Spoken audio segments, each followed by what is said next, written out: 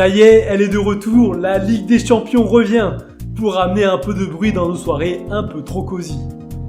Un match intéresse tout le monde en France, Barça-PSG, un classique de ces dernières années. Et le PSG aura ses chances s'il parvient à bousculer les Blaugrana.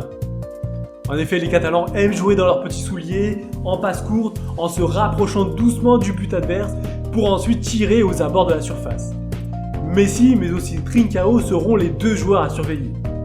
Marquinhos et Kimpembe devront donc monter pour bloquer les frappes des attaquants. Ils peuvent y arriver s'ils sont bien aidés par Florenzi et Bakker, deux joueurs vraiment excellents qui ont souvent montré un fort esprit combatif et un fort esprit de sacrifice.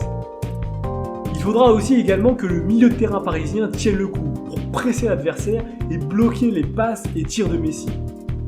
En phase offensive, ce milieu devra alors relancer rapidement à l'aide de passes directes pour casser ou lober le milieu de terrain barcelonais et réussir à trouver les attaquants parisiens placés sur les côtés.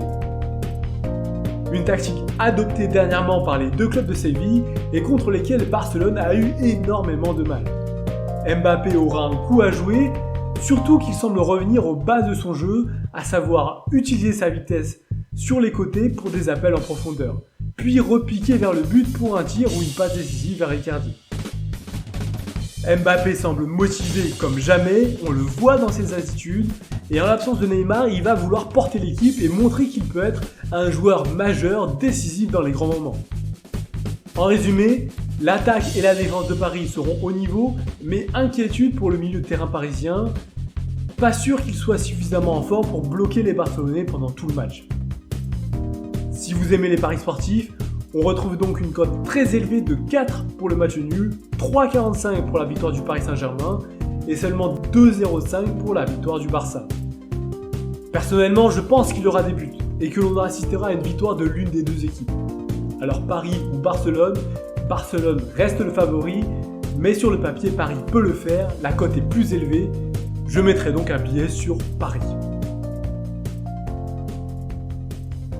Alors êtes-vous d'accord avec cette analyse d'avant-match? Êtes-vous confiant pour Paris ou pensez-vous que l'absence de Neymar sera insurmontable? Donnez-moi vos avis en commentaire de la vidéo, ça me permettra de voir si nous sommes sur la même longueur d'onde.